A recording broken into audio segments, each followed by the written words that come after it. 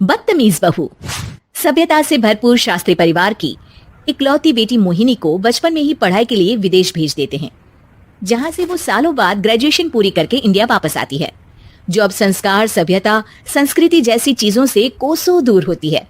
एक सुबह Mohini short dress पहने, कानों में हेडफोन लगाए जोर जोर से इंग्लिश गाने गाती हुई घर में घूम रही होती है। सुबह सुबह भगवान का नाम लेते हैं, राक्षसों की तरह चिल्लाते नहीं। पॉप्स, आपको अच्छे गाने की बिल्कुल समझ नहीं है, सो ठीक है, चिल पिल। अरे मोहिनी, पापा से ऐसे बात करते हैं क्या? सारी तमीज भूल गई हो। ओह मॉम प्लीज, इतनी बड़ी भी कोई बात नहीं हुई, सो डोंट ओवर रिएक्ट।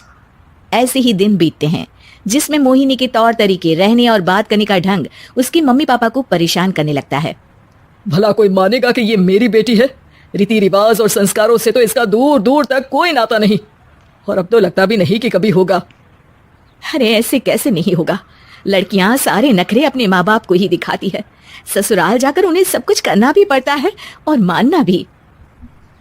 पत्नी की बात शास्त्री जी समझ जाते हैं और कुछ ही दिनों में अपने से भी ज्यादा धार्मिक परिवार में निखिल के साथ मोहिनी का रिश्ता पक्का कर देते हैं। रिश्ता तो पक्का कर दिया, पर यहाँ मोहिनी को कैसे मनाएंगे? शादी ब्याह के मामले में आटे में नमक जितना झूठ तो चलता है जी। इसी तरह एक के बाद एक तिकड़म लगाते हुए दोनों मिलकर मोहिनी को शादी के लिए तैयार कर लेते हैं और मोहिनी निखिल की शादी हो जाती है, जिसके अगले दिन से ही मोहिनी दोबारा अपने पूरे अवतार में शॉर्ट ड्रेस पहनकर घर में घूमने लगती है। बहू को ऐसे देख सास की आंखें फटी की फटी रह जाती हैं। अरे ये क्या बेशर्मी है, हमारे घर की लड़कियां जींस तक नहीं पहनती और तुम बहू होकर इतने छोटे कपड़े पहनकर पूरे घर में घूम रही हो। सीरियसली मॉम, प्लीज आप अपनी इस 80 के दशक वाली सोच में मुझे इंक्लूड मत करो। हाय तौबा, एक तो बेशर्मी दिखाती है, ऊपर से सास के साथ जुबान भी लड़ाती है। अरे जल्दी कपड़े बदल कर आ, घर की पहली आरती तुम्हें ही करनी है। इतनी देर में निखिल भी वहां आ जाता है। माँ पापा आने वाले हैं, पूजा का सारा सामान तैयार है ना? ये पूजा हमेशा मेरे बॉयफ्रेंड्स के पीछे पड़ी रहती थी और अब हस्बैंड के पीछे भी आ गई। मोहिनी की बातें सुन सास तो अपना सिर पकड़ लेती है, लेकिन निखिल किसी न किसी तरह उसे पूजा के लिए कन्विंस करके कपड़े चेंज करने के लिए भेज देता है, जिस पर पूजा खत्म होने के बाद वो एक बार फिर अपनी शॉर्ट ड्रेस में आ जाती है। बहू, ये क्या तरीका है? संस्कार नाम की कोई चीज है या नहीं? नहीं ससुर जी, संस्कार मेरा दूसरा बॉयफ्रेंड था, अब तो मेरा उससे कोई कांटेक्ट नहीं है। मोहिनी का जवाब सुन के ससुर तो भगवान नाम जपते वहां से चले जाते हैं, लेकिन सास बहू के बीच कहासुनी फिर शुरू हो जाती है, जिसे इग्नोर करते हुए मोहिनी घर से बाहर चली जाती है और देर रात घर वापस आती है।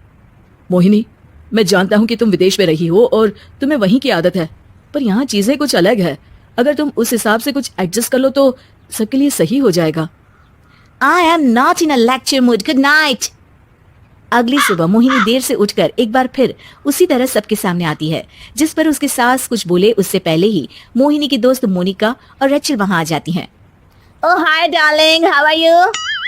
OMG, we missed you so much. I missed you too darling. Ram Ram, इन्होंने तो तुमसे भी छोटे कपड़े पहने हैं। अरे तुम लोगों के अंदर कोई शर्म लिहाज बाकी भी है या सब बेच खाई? मोहिनी, तुम्हारी मेड कुछ ज्यादा नहीं बोलती? इस पर मोहिनी की दोस्त उसकी सास का मजाक बनाने लगती है, जिसे सुन निखिल उन्हें जवाब देते हुए कड़वे शब्द सुना देता है और वो सुन के वो दोनों तो मुंह बनाए वहां से चली जाती है, लेकिन गुस्से से लाल मोहिनी वहीं खड़ी निखिल को घूरती रहती है। घूर क्या रही हो?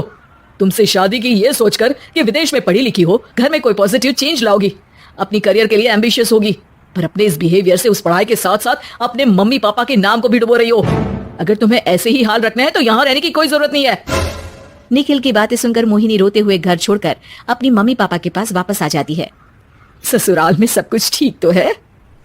वो अपने आप को समझते क्या है? मोहिनी पर चिल्ला रहे हैं? मैं क्यों उसके इशारों पर चलूं? मैं अपनी लाइफ अपने तरीके से जीना चाहती हूँ और वो ना आप लोगों को मंजूर था और ना ही उन्हें है। तुम यहाँ नहीं रह सकती। अपने पापा की बात सुन के मोहिनी हैरान रह जाती है। हाँ, तुमने बिल्कुल सही सुना। अगर तुम्हें अपने इस घमंड, बेशर्मी और बदतमीजी में ही जीना है तो तुम यहाँ भी नहीं रह सकती। बेटी, मैं मानता हूँ हमारे यहाँ रीति रिवाज बहुत मायने रखते हैं और हमने उन्हीं के ओवरडोज से बचाने के लिए तुम्हें विदेश भेजा था। एक लड़की जो शादी करके घर और बच्चे संभालती है, उससे तुम अपने आप को ज्यादा समझ सको इसके लिए भेजा था।